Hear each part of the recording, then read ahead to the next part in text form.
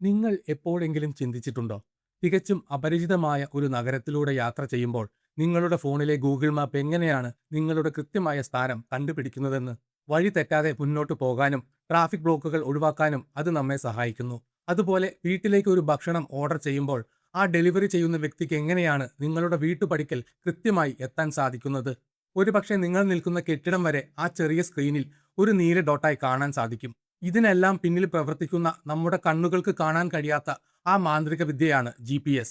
GPS അഥവാ global positioning system ഇന്ന് ലോകമെമ്പാടുമുള്ള കോടിക്കണക്കിന് ആളുകളുടെ നിത്യജീവിതത്തിന്റെ ഭാഗമാണ്. ഒരു കടലാസ് മാപ്പും GPS-ഉം തമ്മിലുള്ള പ്രധാന വ്യത്യാസം എന്താണെന്ന് ചോദിച്ചാൽ, ഒരു മാപ്പ് നിങ്ങൾക്ക് ലോകത്തെ കാണിച്ചു തരുമ്പോൾ GPS ആ ലോകത്ത് നിങ്ങൾ എവിടെ നിൽക്കുന്നുവെന്ന് കൃത്യമായി കാണിച്ചു തരുന്നു എന്നതാണ്. അതായത് മാപ്പിലെ നിങ്ങളുടെ സ്ഥാനത്ത് ഒരു പിൻ കുത്തിവെക്കുന്ന ജോലിയാണ് GPS ചെയ്യുന്നത്. ഇന്ന് ഈ സാങ്കേതിക വിദ്യ ഇല്ലാതെ ലോകത്തിന് ഒരു ദിവസം പോലും മുന്നോട്ട് പോകാൻ കഴിയില്ല എന്നതാണ് സത്യം. എങ്ങനെയാണ് ഈ സംവിധാനം ഉണ്ടായത് എന്ന് അറിയണമെങ്കിൽ നാം അല്പം പിന്നോട്ട് പോകണം. ഇതിന്റെ ചരിത്രം തുടങ്ങുന്നത് അമേരിക്കൻ പ്രതിരോധ വകുപ്പിൽ നിന്നാണ്. ശീതയുദ്ധകാലത്ത് തങ്ങളുടെ അന്തർവാഹിനികൾക്കും മിസൈലുകൾക്കും സൈനികർക്കും കൃത്യമായി ലക്ഷ്യസ്ഥാനത്ത് എത്താൻ ഒരു സംവിധാനം ആവശ്യമാണെന്ന് അമേരിക്കൻ സൈന്യത്തിന് തോന്നി. അങ്ങനെ 1970-കളിൽ അവർ ഈ പദ്ധതിക്ക് തുടക്കം കുറിച്ചു. 1978-ൽ ആദ്യത്തെ GPS ഉപഗ്രഹം അവർ ബഹിരാകാശത്തേക്ക് വിക്ഷേപിച്ചു. തുടക്കത്തിൽ ഇത് തികച്ചും സൈനിക ആവശ്യങ്ങൾക്ക് മാത്രമുള്ളതായിരുന്നു. എന്നാൽ 1983-ൽ കൊറിയൻ എയർലൈൻസിന്റെ ഒരു യാത്രാ വിമാനം വഴിതെറ്റി സോവിയറ്റ് യൂണിയന്റെ വ്യോമാതിർത്തിയിൽ പ്രവേശിച്ചതും അവർ അത് വെടിവെച്ചിട്ടതും വലിയ ദുരന്തമായി മാറി. ഈ സംഭവത്തിന് ശേഷം അന്നത്തെ അമേരിക്കൻ പ്രസിഡന്റായിരുന്ന റൊണാൾഡ് റീഗൻ ലോകമെമ്പാടുമുള്ള സാധാരണ ജനങ്ങൾക്കും വിമാനങ്ങൾക്കും GPS ഉപയോഗിക്കാൻ അനുമതി നൽകി. എങ്കിലും അന്ന് സാധാരണക്കാർക്ക് ലഭിച്ചിരുന്ന GPS സിഗ്നലുകളിൽ അമേരിക്കൻ സൈന്യം മനഃപൂർവ്വം ചെറിയ പിഴവുകൾ വരുത്തിയിരുന്നു. സെലക്റ്റീവ് അവൈലബിലിറ്റി എന്നായിരുന്നു ഇതിന് പറഞ്ഞിരുന്നത്. ശത്രുക്കൾ തങ്ങളുടെ സാങ്കേതിക വിദ്യ ദുരുപയോഗം ചെയ്യാതിരിക്കാനായിരുന്നു ഇത്. എന്നാൽ 2000-ൽ അമേരിക്കൻ പ്രസിഡന്റ് ബിൽ ക്ലിന്റൺ ഈ നിയന്ത്രണം എടുത്തു കളഞ്ഞു. അതോടെ ഒറ്റ രാത്രി കൊണ്ട് ലോകമെമ്പാടുമുള്ള GPS ഉപകരണങ്ങളുടെ കൃത്യത 10 മടങ്ങ് വർദ്ധിച്ചു. ഇന്ന് നാം കാണുന്ന എല്ലാ ആധുനിക GPS സംവിധാനങ്ങളുടെയും തുടക്കം അവിടെ നിന്നായിരുന്നു. ഈ സംവിധാനം എങ്ങനെയാണ് പ്രവർത്തിക്കുന്നത് എന്ന് മനസ്സിലാക്കാൻ നാം ഭൂമിക്ക് പുറത്തേക്ക് ഒന്ന് നോക്കേണ്ടതുണ്ട്. നമ്മുടെ തലയ്ക്ക് മുകളിൽ ഭൂമിയിൽ നിന്ന് ഏകദേശം 20,200 കിലോമീറ്റർ ഉയരത്തിൽ ഡസൻ കണക്കിന് ഉപഗ്രഹങ്ങൾ ഭൂമിയെ ചുറ്റിക്കൊണ്ടിരിക്കുന്നു. ഈ ഉപഗ്രഹങ്ങളുടെ കൂട്ടത്തെയാണ് നാം ഗ്ലോബൽ പൊസിഷനിംഗ് സിസ്റ്റം എന്ന് വിളിക്കുന്നത്. ഭൂമിയിലെ ഏത് കോണിൽ നിന്നാലും ആകാശത്ത് ചുരുങ്ങിയത് 4 ഉപഗ്രഹങ്ങളെങ്കിലും കാണാൻ കഴിയുന്ന രീതിയിലാണ് ഇവയെ ക്രമീകരിച്ചിരിക്കുന്നത്. കുറഞ്ഞത് 24 സജീവ ഉപകരണങ്ങളെങ്കിലും ഇതിനായി എപ്പോഴും പ്രവർത്തിക്കേണ്ടതുണ്ട്. ഭൂമിയുടെ ഭ്രമണത്തിനനുസരിച്ച് ഇവയും നിരന്തരം സഞ്ചരിച്ചുകൊണ്ടിരിക്കുകയാണ്. ഏകദേശം 12 മണിക്കൂർ കൊണ്ട് ഒരു ഉപഗ്രഹം ഭൂമിയെ ഒരു വട്ടം ചുറ്റിവരും. ഇങ്ങനെ നിരന്തരം സഞ്ചരിക്കുന്നത് കൊണ്ടാണ് ലോകത്തിന്റെ ഏത് ഭാഗത്തുള്ളവർക്കും എപ്പോഴും തടസ്സമില്ലാതെ ഈ സേവനം ലഭിക്കുന്നത്. ഇനി നിങ്ങളുടെ ഫോൺ എങ്ങനെയാണ് നിങ്ങളുടെ സ്ഥാനം കണ്ടെത്തുന്നത് എന്ന് നോക്കാം. ഈ പ്രക്രിയ വളരെ രസകരമാണ്. ബഹിരാകാശത്തുള്ള ഓരോ GPS ഉപഗ്രഹവും തുടർച്ചയായി റേഡിയോ സിഗ്നലുകൾ ഭൂമിയിലേക്ക് അയച്ചുകൊണ്ടിരിക്കുകയാണ്. ഈ സിഗ്നലുകളിൽ പ്രധാനമായും 2 വിവരങ്ങളാണുള്ളത്. ഒന്നാം ഉപഗ്രഹം ബഹിരാകാശത്ത് എവിടെയാണ് നിൽക്കുന്നത് എന്ന വിവരം. 2 ആ സിഗ്നൽ അവിടെ നിന്ന് പുറപ്പെട്ട കൃത്യമായ സമയം. നിങ്ങളുടെ കയ്യിലുള്ള മൊബൈൽ ഫോൺ ഈ സിഗ്നലുകൾ സ്വീകരിക്കുക മാത്രമാണ് ചെയ്യുന്നത്. ഫോൺ ഒരിക്കലും തിരിച്ച് ഉപഗ്രഹത്തിലേക്ക് സിഗ്നൽ അയക്കുന്നില്ല. ഉപഗ്രഹത്തിൽ നിന്ന് പുറപ്പെട്ട സിഗ്നൽ നിങ്ങളുടെ ഫോണിൽ എത്തുമ്പോഴേക്കും ചെറിയൊരു സമയദൈർഘ്യം എടുത്തിട്ടുണ്ടാകും. പ്രകാശത്തിന്റെ വേഗതയിലാണ്, അതായത് സെക്കൻഡിൽ ഏകദേശം 3 ലക്ഷം കിലോമീറ്റർ വേഗതയിലാണ് ഈ സിഗ്നലുകൾ സഞ്ചരിക്കുന്നത്. ഫോണിലെ GPS ചിപ്പ് ഈ സമയവ്യത്യാസം കണക്കാക്കി ആ ഉപഗ്രഹത്തിൽ നിന്ന് ഫോണിലേക്കുള്ള ദൂരം എത്രയാണെന്ന് കണ്ടെത്തുന്നു. പക്ഷേ ഒരു ഉപഗ്രഹത്തിൽ നിന്നുള്ള ദൂരം മാത്രം വെച്ച് നിങ്ങൾ എവിടെയാണെന്ന് കണ്ടെത്താൻ കഴിയില്ല. അതിനായി കുറഞ്ഞത് 4 ഉപഗ്രഹങ്ങളിൽ നിന്നുള്ള സിഗ്നലുകൾ നിങ്ങളുടെ ഫോണിന് ആവശ്യമാണ്.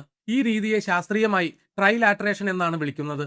ഇതൊരു ചെറിയ ഉദാഹരണത്തിലൂടെ മനസ്സിലാക്കാം. സങ്കല്പിക്കുക, നിങ്ങൾ ഇന്ത്യയിൽ എവിടെയോ ആണെന്ന് മാത്രമേ നിങ്ങൾക്കറിയൂ. അപ്പോൾ ഒരാൾ നിങ്ങളോട് പറയുന്നു നിങ്ങൾ കൊച്ചിയിൽ നിന്ന് കൃത്യം 200 കിലോമീറ്റർ അകലെയാണെന്ന്. ഇത് മാത്രം വെച്ച് നിങ്ങളുടെ സ്ഥാനം കണ്ടെത്താനാകില്ല. കാരണം കൊച്ചിക്ക് ചുറ്റും 200 കിലോമീറ്റർ ചുറ്റളവിൽ എവിടെ വേണമെങ്കിലും നിങ്ങളാകാം. അപ്പോൾ രണ്ടാമത്തെ ഒരാൾ പറയുന്നു നിങ്ങൾ കോയമ്പത്തൂരിൽ നിന്ന് 150 കിലോമീറ്റർ അകലെയാണെന്ന്. ഇപ്പോൾ നിങ്ങൾക്ക് കൊച്ചിക്ക് ചുറ്റുമുള്ള വൃത്തവും കോയമ്പത്തൂരിന് ചുറ്റുമുള്ള വൃത്തവും കൂട്ടിമുട്ടുന്ന 2 സ്ഥലങ്ങളിൽ ഒന്നിലാണ് നിങ്ങളെന്ന് മനസ്സിലാക്കാം. തുടർന്ന് മൂന്നാമതൊരാൾ പറയുന്നു നിങ്ങൾ തിരുവനന്തപുരത്ത് നിന്ന് 350 കിലോമീറ്റർ അകലെയാണെന്ന്. ഈ 3 വൃത്തങ്ങളും കൂട്ടിമുട്ടുന്ന ഒരു ബിന്ദു മാത്രമേ ഉണ്ടാകൂ. അതായിരിക്കും നിങ്ങളുടെ കൃത്യമായ സ്ഥാനം. ഇതേ തത്വമാണ് GPS-ഉം ഉപയോഗിക്കുന്നത്. 3 ഉപഗ്രഹങ്ങൾ നിങ്ങളുടെ അക്ഷാംശവും രേഖാംശവും, അതായത് ലാറ്റിറ്റ്യൂഡ് ആൻഡ് ലോഞ്ചിറ്റ്യൂഡ് കണ്ടെത്താൻ സഹായിക്കുന്നു. എന്നാൽ നാം ജീവിക്കുന്നത് ഒരു ത്രിമാന 3D ലോകത്തായതുകൊണ്ട് നിങ്ങൾ നിൽക്കുന്ന സ്ഥലത്തിന്റെ സമുദ്രനിരപ്പിൽ നിന്നുള്ള ഉയരം കൂടി അറിയേണ്ടതുണ്ട്. അതിനും നിങ്ങളുടെ ഫോണിലെ ക്ലോക്കിലെ സമയവ്യത്യാസങ്ങൾ പരിഹരിക്കാനുമായാണ് നാലാമത്തെ ഉപഗ്രഹത്തെ ഉപയോഗിക്കുന്നത്. ഇവിടെ ഏറ്റവും പ്രധാനപ്പെട്ട മറ്റൊരു കാര്യമുണ്ട്, അതാണ് സമയം. വളരെ കൃത്യതയുള്ള സമയമില്ലാതെ GPS-ന് പ്രവർത്തിക്കാൻ കഴിയില്ല. അതുകൊണ്ട് GPS ഉപഗ്രഹങ്ങളിൽ സാധാരണ ക്ലോക്കുകളല്ല ഉപയോഗിക്കുന്നത്, മറിച്ച് ലോകത്തിലെ ഏറ്റവും കൃത്യതയുള്ള അറ്റോമിക് ക്ലോക്കുകളാണുള്ളത്. ആറ്റങ്ങളുടെ ചലനങ്ങളെ അടിസ്ഥാനമാക്കി സമയം അളക്കുന്ന ഇവയ്ക്ക് ലക്ഷക്കണക്കിന് വർഷങ്ങൾ കഴിഞ്ഞാലും ഒരു സെക്കൻഡ് പോലും വ്യത്യാസം വരില്ല. ഇത് ഇത്ര പ്രധാനമാകാൻ കാരണമുണ്ട്. റേഡിയോ സിഗ്നലുകൾ പ്രകാശ വേഗതയിലാണ് സഞ്ചരിക്കുന്നത് എന്ന് പറഞ്ഞല്ലോ. നിങ്ങളുടെ ഫോണിലെ ക്ലോക്കും ഉപഗ്രഹത്തിലെ ക്ലോക്കും തമ്മിൽ കേവലം ഒരു മൈക്രോ സെക്കൻഡ്, ഒരു സെക്കൻഡിന്റെ 10,00,000-1 വ്യത്യാസം ഉണ്ടായാൽ പോലും നിങ്ങൾ നിൽക്കുന്ന സ്ഥാനം 300 മീറ്ററോളം തെറ്റിയാകും GPS കാണിക്കുക. അതുകൊണ്ടാണ് ഇത്രയും കൃത്യതയുള്ള ക്ലോക്കുകൾ ഇതിനായി ഉപയോഗിക്കുന്നത്. ഇത്രയൊക്കെ കൃത്യതയുണ്ടെങ്കിലും ചിലപ്പോഴൊക്കെ ഗൂഗിൾ മാപ്പിലെ ആ നീല ഡോട്ട് അങ്ങോട്ടും ഇങ്ങോട്ടും ചാടുന്നത് നിങ്ങൾ ശ്രദ്ധിച്ചിട്ടുണ്ടാകും. അല്ലെങ്കിൽ നിങ്ങൾ നിൽക്കുന്ന റോഡിന് പകരം തൊട്ടടുത്ത റോഡിലാണ് നിങ്ങളെന്ന് ഫോൺ കാണിച്ചേക്കാം. ഇതിന് ചില യഥാർത്ഥ കാരണങ്ങളുണ്ട്. GPS സിഗ്നലുകൾ വളരെ ദുർബലമാണ്. അവയ്ക്ക് കോൺക്രീറ്റ് മതിലുകളോ വലിയ ഇരുമ്പ് പാലങ്ങളോ തുളച്ചു കയറാൻ കഴിയില്ല. അതുകൊണ്ട് വീടിനുള്ളിൽ ഇരിക്കുമ്പോൾ GPS കൃത്യമായി പ്രവർത്തിക്കില്ല. വലിയ അമ്പരചുംബികളായ കെട്ടിടങ്ങൾ നിറഞ്ഞ നഗരങ്ങളിൽ ഈ സിഗ്നലുകൾ കെട്ടിടങ്ങളുടെ ചില്ലുകളിലും ഭിത്തികളിലും തട്ടി പ്രതിഫലിച്ച് നിങ്ങളുടെ ഫോണിൽ എത്തുമ്പോൾ ദൂരം കണക്കാക്കുന്നതിൽ തെറ്റ് സംഭവിക്കാം. അതുപോലെ വലിയ മലനിരകൾ, ഇടതൂർന്ന കാടുകൾ എന്നിവയും സിഗ്നലിനെ തടസ്സപ്പെടുത്താം. അല്ലാതെ കാലാവസ്ഥ മോശമാകുമ്പോഴോ മഴ പെയ്യുമ്പോഴോ ഒന്നും GPS-ന് കാര്യമായ പ്രശ്നങ്ങൾ ഉണ്ടാകാറില്ല. ആധുനിക കാലത്തെ സ്മാർട്ട് ഫോണുകൾ ഈ പ്രശ്നങ്ങളെ ഒരു പരിധിവരെ മറികടക്കുന്നുണ്ട്. ആദ്യകാലങ്ങളിൽ ഒരു GPS ഉപകരണത്തിന് ഉപഗ്രഹങ്ങളെ കണ്ടെത്തി സ്ഥാനം നിർണ്ണയിക്കാൻ മിനിറ്റുകളോളം സമയം വേണ്ടിയിരുന്നു.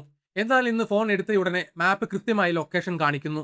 ഇതിന് കാരണം AGPS അഥവാ അസിസ്റ്റഡ് GPS എന്ന സാങ്കേതിക വിദ്യയാണ്. ഉപഗ്രഹങ്ങളുടെ സ്ഥാന വിവരങ്ങൾ ഫോൺ ഡയറക്റ്റായി സ്വീകരിക്കുന്നതിന് പകരം ഇന്റർനെറ്റ് വഴി മൊബൈൽ ടവറുകളിൽ നിന്ന് വേഗത്തിൽ ഡൗൺലോഡ് ചെയ്യുന്നു. കൂടാതെ നിങ്ങളുടെ ചുറ്റുമുള്ള വൈഫൈ സിഗ്നലുകൾ, മൊബൈൽ ടവറുകൾ എന്നിവയിൽ നിന്നുള്ള വിവരങ്ങളും ഫോണിലെ ആക്സിലറോമീറ്റർ പോലെയുള്ള സെൻസറുകളും സംയോജിപ്പിച്ചാണ് ഫോണുകൾ ഇന്ന് വളരെ വേഗത്തിൽ കൃത്യമായ സ്ഥാനം കണ്ടെത്തുന്നത്. ഇതിനെ സെൻസർ ഫ്യൂഷൻ എന്ന് വിളിക്കുന്നു. ഇന്ന് GPS ഇല്ലാത്ത ഒരു ലോകത്തെക്കുറിച്ച് ചിന്തിക്കാൻ പോലും കഴിയില്ല. വഴി കണ്ടുപിടിക്കാൻ മാത്രമല്ല ഇത് ഉപയോഗിക്കുന്നത്. സ്വിഗ്ഗി, സൊമാറ്റോ പോലെയുള്ള ഫുഡ് ഡെലിവറി ആപ്പുകൾ, ഊബർ പോലെയുള്ള ടാക്സി സർവീസുകൾ എന്നിവയെല്ലാം പൂർണ്ണമായും GPS-നെ ആശ്രയിച്ചാണ് പ്രവർത്തിക്കുന്നത്.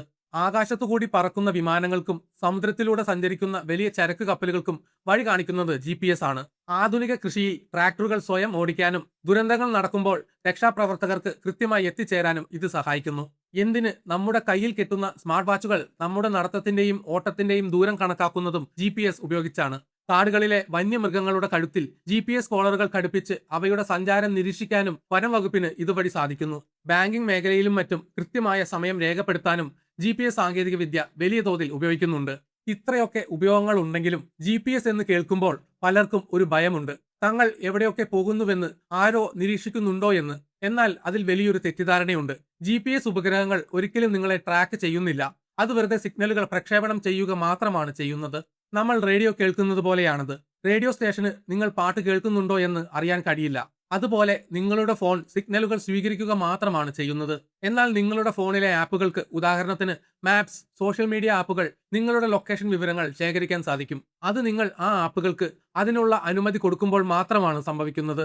അതുകൊണ്ട് വിശ്വാസയോഗ്യമല്ലാത്ത ആപ്പുകൾക്ക് ലൊക്കേഷൻ പെർമിഷൻ നൽകാതിരിക്കുക എന്നതാണ് സ്വകാര്യത ഉറപ്പാക്കാനുള്ള ഏറ്റവും നല്ല മാർഗം. GPS-ന്റെ ഭാവി ഇതിലും അത്ഭുതപ്പെടുത്തുന്നതാണ്. അമേരിക്കയുടെ GPS-നെ കൂടാതെ ഇന്ന് ലോകത്ത് മറ്റ് പല സമാന സംവിധാനങ്ങളുമുണ്ട്. ഇതിനെ പൊതുവായി ഗ്ലോബൽ നാവിഗേഷൻ സാറ്റലൈറ്റ് സിസ്റ്റം എന്നാണ് വിളിക്കുന്നത്.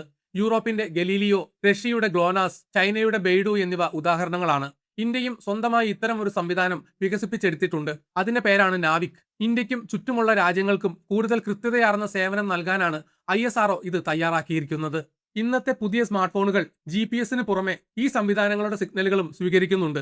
കൂടാതെ ഡ്യുവൽ ഫ്രീക്വൻസി സിഗ്നലുകൾ കൂടി വരുന്നതോടെ വൻകിട നഗരങ്ങളിൽ കെട്ടിടങ്ങൾക്കിടയിൽ വെച്ച് പോലും 1 സെന്റിമീറ്റർ വരെ കൃത്യതയോടെ നമ്മുടെ സ്ഥാനം കണ്ടെത്താൻ ഭാവിയിൽ സാധിക്കും. ചുരുക്കത്തിൽ പറഞ്ഞാൽ ബഹിരാകാശത്ത് ഭ്രമണം ചെയ്യുന്ന ഉപഗ്രഹങ്ങളും അതിലെ ആറ്റോമിക് ക്ലോക്കുകളും നിങ്ങളുടെ കയ്യിലിരിക്കുന്ന ചെറിയ ഫോണും തമ്മിൽ അവിശ്വസനീയമായ ഒരു ആശയവിനിമയത്തിന്റെ ഫലമാണ് GPS. നമ്മുടെ തലയ്ക്ക് മുകളിൽ 20,000 കിലോമീറ്റർ അകലെ നിന്ന് വരുന്ന മങ്ങിയ റേഡിയോ സിഗ്നലുകൾ വെച്ച് കോടിക്കണക്കിന് ആളുകളുടെ നിത്യജീവിതം സുഗമമാക്കുന്ന ഈ സംവിധാനം മനുഷ്യന്റെ എഞ്ചിനീയറിംഗ് മികവിന്റെ ഏറ്റവും വലിയ ഉദാഹരണങ്ങളിൽ ഒന്നാണ്.